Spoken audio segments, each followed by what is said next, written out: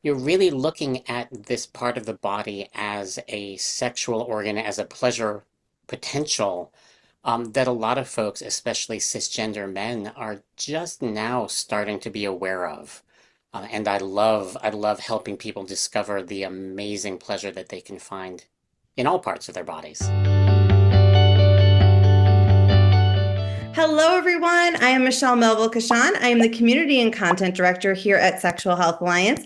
And today I'm with Charlie Glickman. Charlie's going to be the headline presenter at our event happening April 12th and 13th, Sex Education, Coaching, and Program Development's Exceptional Weekend. Welcome, Charlie. Hi, Michelle. It's a pleasure to be here. Thanks for being with us today. Well, let's see. Well, my name is Charlie Glickman, and I am a somatic sex and relationship coach based out of Seattle, Washington. I'm also one of the authors of The Ultimate Guide to Prostate Pleasure, which will be one of our topics for this weekend. Um, and as a somatic sex educator, what that means is I help people through embodiment and somatic practices to learn how to be more comfortable in their bodies, identify their yes and their no and their pleasures, and then how to actually create the sexual and relationship lives that they crave. I love that so much. Well, we're so excited to have you. And I know you're going to be talking about two major topics. So, one topic is going to be prostate health and anal pleasure. The other topic is going to be all about sex education and program development. So, can you tell us a little bit more about what you're going to be speaking on? Sure. Yeah, this kind of shows the many different hats that I wear because I'm interested in so many different topics and aspects of sexuality. But the first one, awesome anal sex and prostate pleasure, this is a part of the body that gets a lot of interest, especially in on the internet and in porn and all of that. A lot of people have questions about anal play. And there's a lot of pleasure that we can experience in that part of our bodies, but we do need to know how to do it safely and comfortably. And pro tip, not the way they show it in porn. And we'll talk more about why that is. And then also related to that, for those of us who have prostates, you're really looking at this part of the body as a sexual organ, as a pleasure potential that a lot of folks, especially cisgender men, are just now starting to be aware of.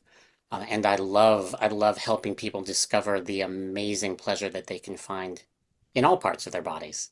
Yes, that's Yeah. fantastic. And I think one thing that just stuck out to me there was you said comfortable. And that is not something that comes to mind when I hear about any type of anal play, like, the way you see it done in adult films and things like that. So I'm really excited to hear what you have to say. Yeah, thank you. Well, and just a quick thing on that, it's really important to remember that when people make movies, it's a lot like watching a cooking show, right? If I'm watching a cooking show and the chef says, add half a cup of chopped onion to the stew, and there's this little bowl of onion that's already prepared and it's sitting there and it's ready to go. And they don't show you any of the prep because that all happened off screen. Same thing happens in porn. So it's not that the way that people have sex in porn is necessarily different than the way people have sex in their bedrooms or living room or wherever they happen to be. It's more that there's a lot of prep that you don't see. And then if you don't have that information, you might get hurt or you might feel inadequate in some sort of way because you're not able to do this thing that these paid professionals who do this for a living make look really easy. Yes, what a great comparison to the cooking show because, like, on one hand, you have everything prepped and ready to go ahead of time. Number two, you have professionals who are in there cooking, and it's just like it's such a great comparison to adult film. I love that. And also in real life, in my kitchen, when I'm done cooking, I have to clean up. You never see that in porn either. There's never any laundry that needs doing. Right? Never. That's not how it is in real life. Exactly. Exactly. So that's a big topic, and it's one that I have been talking about with people for a long, long time. And because it never goes away. People are still interested in it. So that's one of my areas of expertise. And then the other one that we're doing is a little more focused on uh, sex education for people who, whether it's online or in person. But how to be a top presenter is my presentation that really looks at what is it that motivates people to learn, especially when they're coming to a class or a workshop completely voluntarily. Nobody comes to a workshop on anal play under duress unless their partner's like dragging them along, and that's a whole nother conversation. But that makes motivation different than it does when you're a college student and your motivation is I need to get this credit to graduate. Right, So exactly. we'll look at motivation, and we'll also look at how to create good objectives. And I know that sounds very simple, but it really is the foundation for everything that a teacher does, including getting accepted to present at conferences. Because if you don't know how to write a good objective, even if your presentation proposal is otherwise awesome, they're going to say no thank you because they've got 25 other people that they need to scroll through. So I want to help people get set up for success, creating good objectives to write conference proposals and workshop plans and exercises and activities for students. And how do you make sure that people are walking away with what you told them you were going to offer them? And all of that comes down to the fundamental skill of creating a good objective. If you want a little sneak peek, take a look at the description on the Shaw website, and you'll see the objectives that we wrote for these different experiences over the weekend. Yes, I love that. I think this is going to be so valuable. So, for anybody who's watching who doesn't know, our audience at these events is typically sex therapists, sex educators, sex counselors, sex coaches, other medical professionals, doctors, nurse practitioners, physical therapists. There's so many people who attend these events. And I feel like for a lot of professions, at some point, you may be asked to give a presentation, whether it's at a conference or a workshop, or you may have the conference of your dreams that you want to present at. And this will help guide you so to make sure that your presentation gets chosen and is, something worthwhile that your audience can really learn from. Yeah, it's true. Submitting a conference presentation is a little bit like going out on a first date. You want to make it as easy as possible for them to say yes to you. So at our event, we're going to have a panel of somatic sex educators. Can you tell us a little bit about the panel? Yeah, I would love to. So somatic sex education uh, really offers people a different way of moving through their sexual exploration, growth, and healing. I'm a big fan of therapy. I'm a big fan of talking and understanding and exploring our beliefs and attitudes. I have personally benefited greatly from therapy. But there's also a limit to how much you can talk about.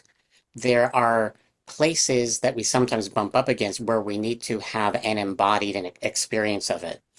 And so that's what the somatic sex education panel is going to be looking at. It'll be me with two of my colleagues, and we all come with different experiences, different backgrounds, different approaches. But we're going to be giving the audience an opportunity to really understand what what this modality has to offer people, and what makes it different. So we'll be talking about the kinds of questions and concerns that we work with. We'll be talking about how we set the container so that there's safety for this. We'll talk about power dynamics and how we work with that with our clients. And most importantly, we're going to talk about how embodied pleasure is an amazing signpost for helping people grow and heal. Um, it's really about moving towards something rather than moving away from pain. They're both useful, not saying we don't need both, but I do find a lot of the time therapy tends to focus on moving away from the pain, which is awesome, but then it can fall a little short when it comes to this question of how do we move towards what we want.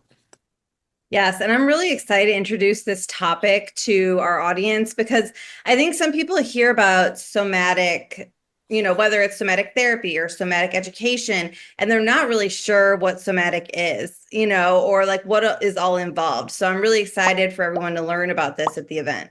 I am too. I'm too. And you really touch on something important there, which is that if you ask five practitioners, you'll get eight different definitions of what somatic means. And that's exactly the challenge that we face as a profession right now, is figuring out how do we describe this. Yes. But yeah, it'll be really good fun. And uh, whether somebody as a practitioner, coach, therapist, whoever, whether you engage in any kind of physical contact with your clients or not, there are somatic or body-based tools that you can use to really help them move forward with their lives. And so that's part of what we're going to talk about and also demonstrate. Wonderful. Well, one thing we like to do at Sexual Health Alliance is address myths and misconceptions around sexual health. So, is there one that you often hear, and it could be related to any area of your expertise, but a common myth or misconception about sexual health? Oh, I have so many. But Oh, let's but go.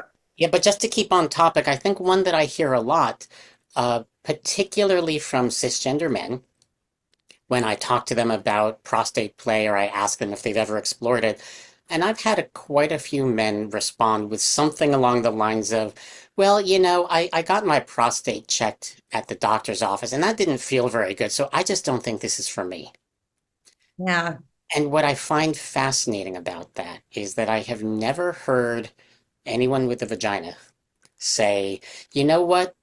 I got a pap smear and that was so uncomfortable. I just don't think I like intercourse. Right? If that's what we based it on, oh my gosh. Yeah. Yeah. Yeah. And so one of the myths around this that I like to let people know is that medical professionals, they don't want it to hurt because they don't want you to avoid getting your annual exam. Yeah. But they also don't want it to be particularly pleasurable because they don't want to get sued for sexual harassment either. So they basically get taught how to make it as neutral as possible, which is great when you're a doctor. I have no problem with that. Uh, but so the thing I would suggest to the men out there who have had these experiences is don't assume that that told you anything about how you might experience anal and prostate stimulation. There's a reason why people say that the prostate is the male G spot because it is just that good. And I would like to see people not miss out on something amazing because of the myth that it's going to feel like they were at the doctor. Yes. Oh, that's such a good comparison. And also, too, and I think maybe we've talked about this at one point or another, or maybe I read it, but there's a stigma, associated with, especially like cis men enjoying, anal pleasure or like anal touching. Yeah, there's a whole chapter in The Ultimate Guide to Prostate Pleasure specifically on that topic because it's such a common concern. And in our weekend, we'll be diving into that a little bit and actually looking at some of the reasons why, for cisgender men in particular, big emotions sometimes come up around anal play before, during, or after. Yes. It's going to be so interesting. All right, so we always like to leave our audience with a helpful tip or takeaway. So, do you have a tip or takeaway we could leave everyone with today? Ooh, yeah, my big tip is practice breathing during sex. And what I mean by that is a lot of people during sex, especially close to orgasm, they go and they squeeze really tight because it feels exciting. But I promise you, if you take the time to learn how to breathe during sex and keep the oxygen flowing through your system, your pleasure, your orgasms will expand so much more than you believe. That is such a great tip. Thank you very much. And for anyone who is interested in learning more, please come to our event. It is happening online April 12th and 13th, 2025. Again, the title of the event is Sex Education, Coaching, and Program Development. You can get tickets on our website at sexualhealthalliance.com. I'll also have a link in the description below. And if you love this content, you love learning about sexual health, please subscribe to our channel and feel free to leave a comment below. Maybe you have a question that you want asked during the online weekend. Let us know. We'd love to hear from you. All right. And thank you, Charlie, for being with me today. Thank you, Michelle. It's a pleasure. All right. Bye, everyone.